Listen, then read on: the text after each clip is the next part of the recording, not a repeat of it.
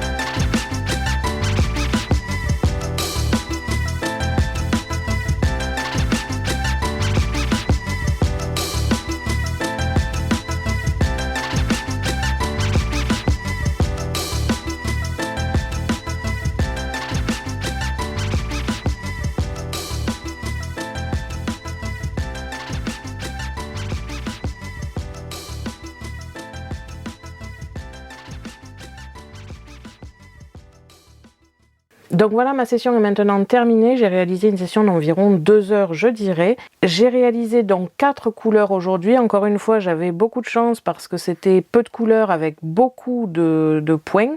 Donc ça m'a permis d'encore une fois bien avancer et d'être fière de ce que j'ai fait en termes d'avancement. On a donc ici 4 couleurs, c'est-à-dire le violet foncé, le rouge ici, un petit peu de violet clair, même beaucoup de violet clair, c'est la couleur que j'ai faite le plus aujourd'hui, et un petit peu de bleu ici. Ça se remplit au fur et à mesure. Je suis vraiment très contente de cette session encore une fois. C'est vrai que cette année, je suis très contente de mes sessions. J'avais peur de ne pas avancer aussi vite qu'avant, et finalement, pas de souci de ce côté-là.